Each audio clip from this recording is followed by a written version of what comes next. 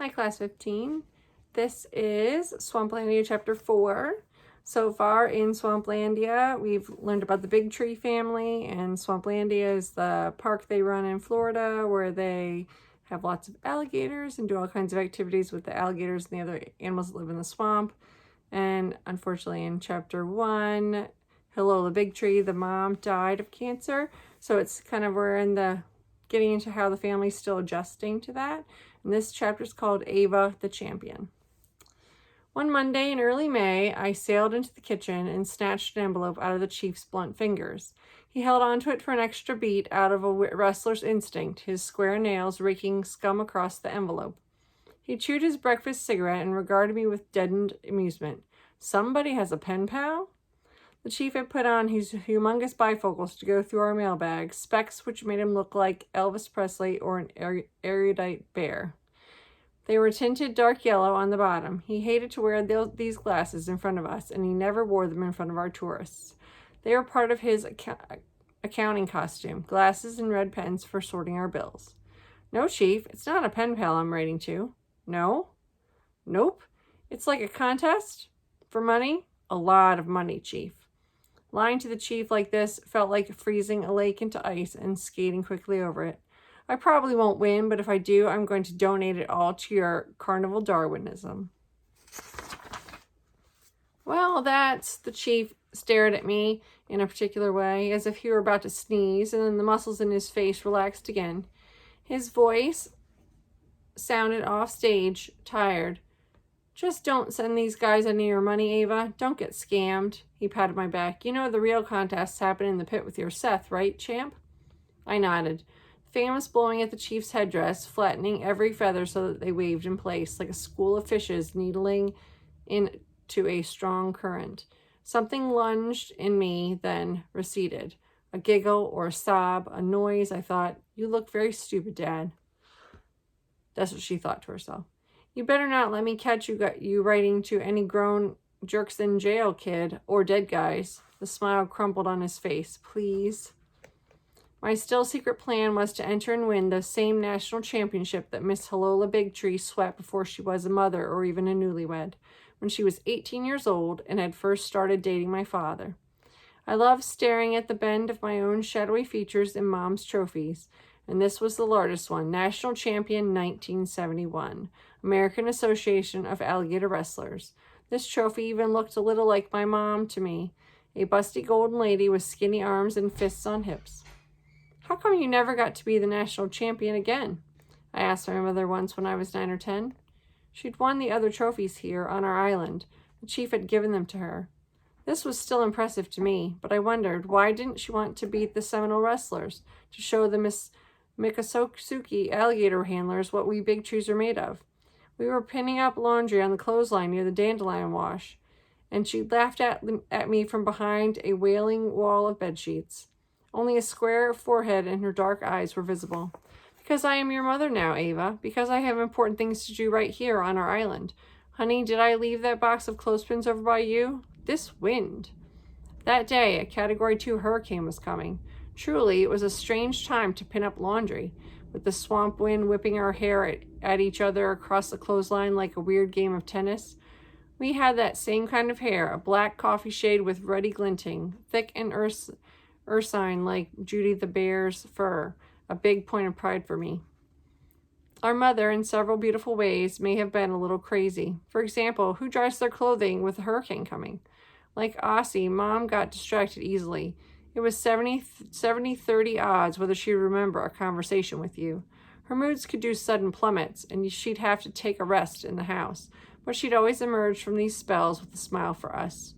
Until she got sick, I can't even remember our mother ever missing a show. Honestly, can you imagine me without your father? She used to say this all the time. With a sort of vacant, sticky violence, she'd kiss the forehead of whichever her children was nearest. Even as a kid, I understood that she was kissing us to answer some question that she was putting to herself. Was she happy? We wondered. Were we the right answer? My mother married the chief and gave birth to Kiwi at age 19. She started her career as an alligator wrestler that same year. She married him too young, Kiwi told me once in a sad, knowing voice. When I told Mom what he'd said, she laughed herself dizzy. Then she repeated to the chief, and they both roared. Listen, your brother is an unkissed 13, Ava, she told me. He is just a boy. His judgments are like green fruit. He doesn't have any idea about that stuff. What stuff? Well, love, she said, exasperated, but not with me, I didn't think. Your father and I were sweethearts. You tell me what's too about that. Without Sam, I'd be on the mainland. But one night, the eve of their 10th wedding anniversary, she woke my sister and I and made us come out to the museum. It was very late at night. She'd been drinking rum and soda with the chief and some of our neighbors. Nobody looked up from the porch as we crossed the lawn. Her palms were damp and she was a little wobbly on her feet, giggling like a girl herself as she let us guide her through the wet grass. We entered the main room of the museum holding hands. Shh, she said. No lights. We don't want your father coming out here. This is just girls. I held the flashlight and let the light settle on one of her posters. In it, she wore her shrug of a smile and her dark hair in a bun. Half her body was submerged in the lake. Behind her, you could see the orange sun on the Seth's back plates. Please turn the light off, Ava, she whispered, and I remembered her breath hot and rummy on her cheeks. To this day, I think of rum as a marine smell. The scent of it on an adult's breath turned the big world as small and dark as a boat hold. Our mother took each of us by the hand, and we shuffled awkwardly forward. Then she did a strange thing. She led us to the exhibit my father had made of their wedding day. Her dress, a long, simple gown in a mollusk shade of old lace, was behind glass. Her orchid headpiece, too, a ring of tiny silvery blooms that looked like a halo with all the light crushed out of it. She made my sister and me put our palms on the glass, and then she made us each promise to wait until we were 30 years old to get married, if we ever married. We had both nodded very solemnly. Mom was 29 that year. In 7 years, she would be dead. We were 6 and 9 at the time. I used to think the promise would make more sense when I got older, but I was 13 now, and that night in the museum seemed even more mysterious to me with each passing year. A memory too baffling to even broach with my sister. If we ever did succeed at locating Mom on the Ouija board, I thought, I had a list of important questions for her. Where was the contest held? How did you enter? I didn't know. When I asked Grandpa Sawtooth about it, he'd raised an eyebrow at my father and squinted down at me for a long minute. Then he snorted and told me that the contest was held in a top-secret location where the judges threw you into 7 feet of water and you had 30 seconds to pull your alligator ashore and tape your jaws up.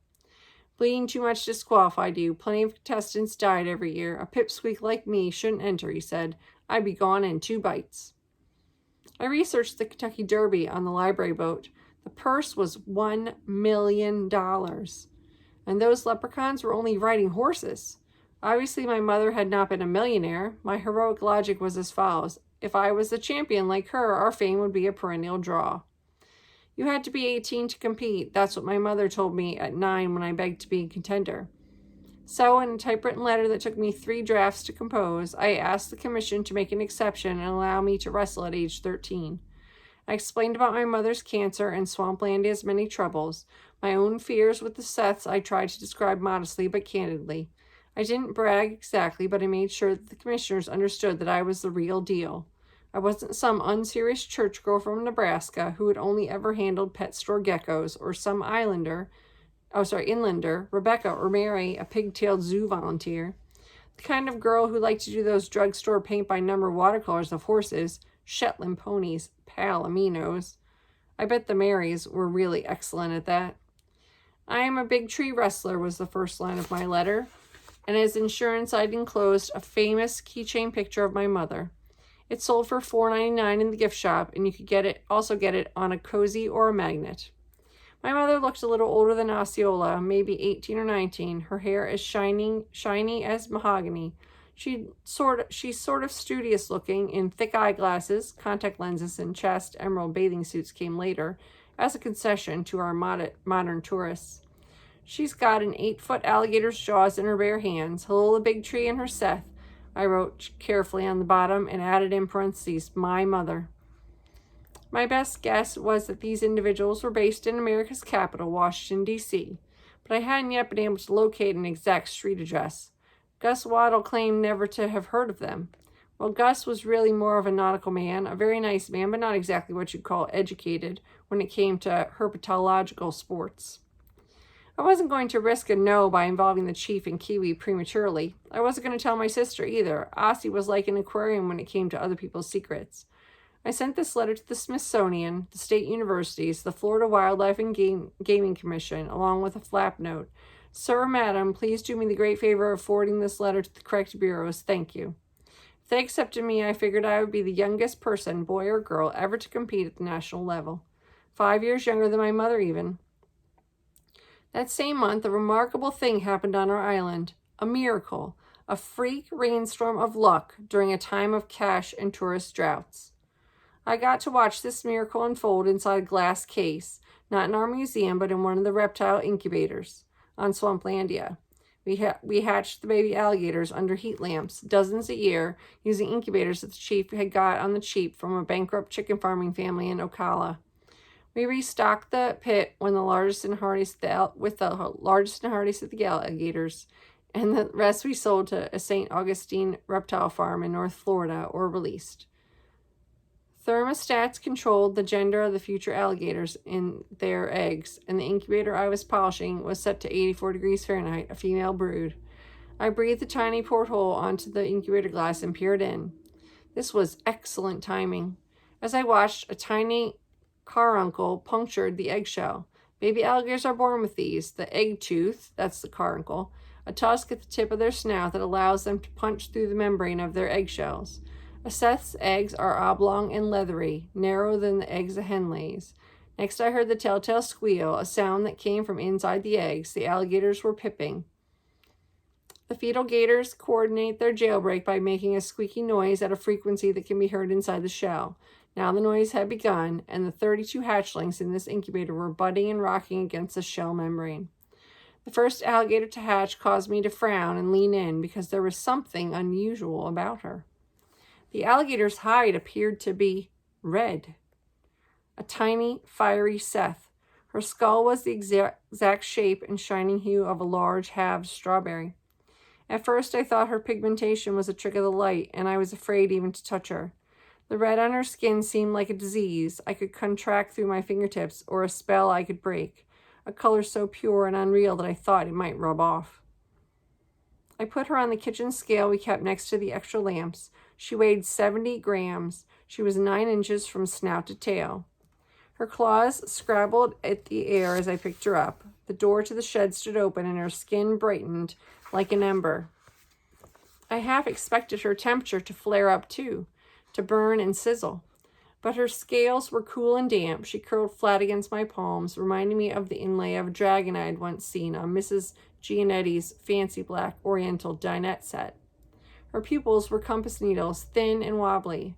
Her camellia pink eyes blinked and blinked, and I wondered if she was surprised to find a world outside her egg. Like any hatchling gator, her snout tapered into a look of fluty suspicion. A yawn revealed the paler watermelon pink chinks on her tongue, and I suppressed a laugh. The chief is going to turn a backflip, I thought. This alligator could save our park. Because I don't think very often a red alligator is born, so that's why she's so excited. But when I thought about telling my family about her, my mouth turned to sand. I felt very certain that she was going to die, that nothing born this color could live for long in the open air. We'd hatched hundreds of broods in Swamplandia, and they grew very slowly, a foot a year. Few hatchlings made it to adulthood, even to captivity. I still don't know what melanistic fluke or mutation accounted for her. Her sisters were born the usual straw yellow banded black. They died later that same week, all 31 of them, of yolk sac infections. We had an old 40-gallon aquarium in storage, and I dragged this out and swabbed it clean for her. I hid the tank in the fenced-in shrubbery behind the shed. All day I invented excuses to go back there. Keep breathing, I'd command her through the glass. The rise and fall of the Seth's belly scales would hypnotize me for an hour at a stretch. When a week passed and the red Seth was still crawling around her tank, I felt a terrible hope begin to grow inside me. At pace with the alligator. 2 more weeks, and then I'll tell, I thought. 3. If you tell him now, she will die. What a dumb superstition. I knew that. My mom was sick. I went around knocking on everything for luck, not just wood. I avoided black and even dark brown cats. I skirted the chief's ladder. I carried around Grandpa's creepy, ostensibly Lucky Marsh rabbit's foot. And did any of this make a difference? My mom died, but my new superstition didn't care to hear about the earlier failure. It told me, if you tell anyone about the red alligator, she will die or disappear. At first I thought this fear might be like a gut cramp that would pass. Then my throat would relax in a day or two, and then I'd be able to share the miracle of the red alligator with the other big trees. I tried to bargain with the fear. 4 more weeks, I told it. If this alligator lives another month, then it's settled. I will definitely tell them.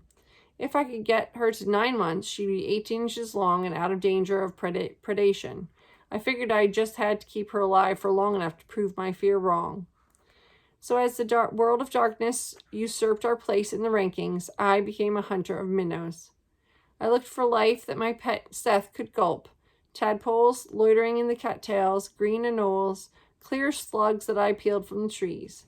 Later I had to raise the baby rats she ate, and why I thought one creature was my beloved pet while the other creatures were food is still a mystery to me. That was my first clue that love can warp a hierarchy. The whole pyramid got flipped on its head. My pet, because she was mine, was at the top of the chain. I cared for the squirmy swamp rats in the most perfunctory way, with none of the love I felt for my red Seth. The rats and fish ate the small golden crickets, and the crickets seemed to live on air and chirpy fear, surviving for weeks on the pickleweed at the bottom of their cages, so that there was a whole food chain happening in the 40-gallon tank that culminated in my alligator, my lovely Ruby girl. 3 weeks after my red monster was born, on a warm and limpid Sunday afternoon, the chief finally made good on his promise and took us on the ferry boat to the mainland to visit our grandfather. On the ferry ride, I stayed on deck. I stood mute as a heron on the stern, rubbing seawater across my rashy left shin with the toe of one sneaker to create a sort of pleasant burn, and staring backward at Swamplandia, where I'd left the red Seth in her hiding spot. To even think the red Seth was like staring into a radiance I'd swallowed, a sun. Maybe I will tell Grandpa Sawtooth about her, just as a kind of practice. Grandpa Sawtooth would be a safe husk for that sun, a good secret keeper, because right away the secret would go dark again. Right away he would forget her.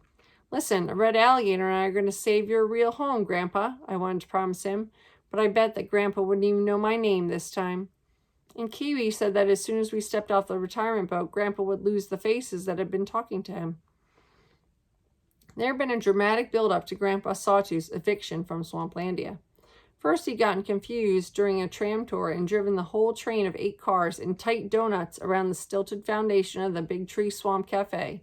His tramload of 12 strawberry blonde Utah tourists waving at everybody in polite despair to please come help them.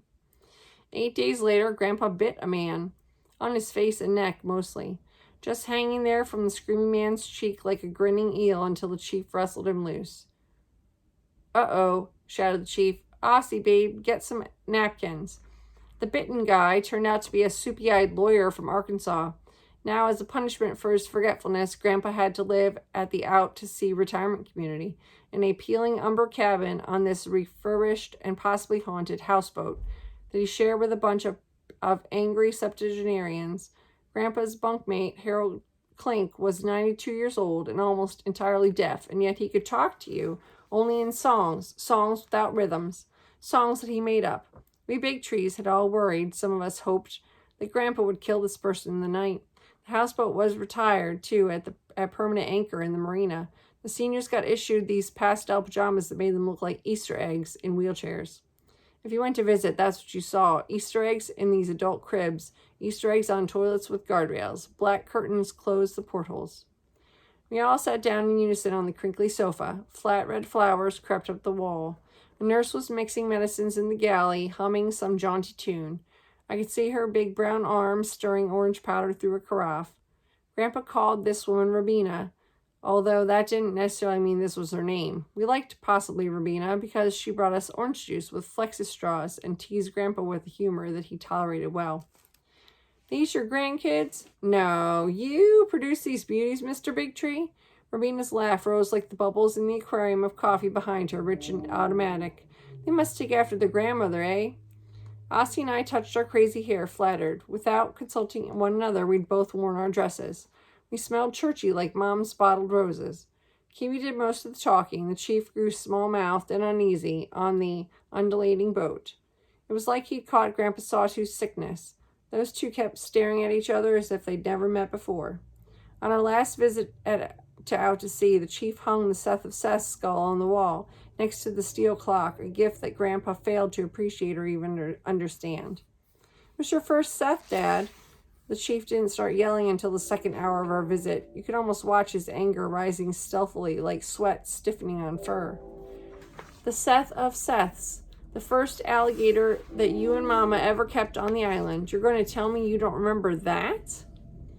Possibly Rubina was waiting for us at the cabin door. She had wrapped the Seth of Seth's skull in 2 hefty trash bags, the twist tie done up like a bow. Like this monster was her gift to us now. Rubina ordered us to take the skull back home because all of a sudden it frightened Grandpa. He'd point at it and mewl, his eyes wet. "It's his own darn alligator, ma'am," the chief sighed, accepting the trash bag. "I don't know what's gotten into him." Nobody had told Grandpa Sawtooth that our mother was dead. I could feel the secret rolling between the 4 of us like an egg in a towel. We never talked about why we kept this a secret from him. The secret just happened. "Somebody should tell him before he dies." I frowned. I pictured Grandpa meeting my mom at the red-lit intersection in the afterlife, his cry of sad surprise. "Why don't you kids go wait outside?" the chief asked. "Head over to the bus stop. I need to talk to your grandfather." Kiwi raised his eyebrows at me and Ossie. He stood and pulled his ball cap down, sharked around our father, and Ossie and I stumbled after him. Sunlight burst into the gently rocking room and dazzled my pupils. We exited on the aft side of the vessel. I was happy to leave the perfume of medication and bedpans that filled the cabin. We debarked and sat on the pier, watching the ripples of our sneakers on the oily water. I was prepared for a long wait, but then 15 minutes later we watched the chief burst out of Sawtooth's cabin door. He waved us toward the bus stop, looking flushed and upset. I didn't try to talk to him until an hour later when we boarded the ferry. "Chief Bigtree," I used Dad's formal title, hoping to make up a little for the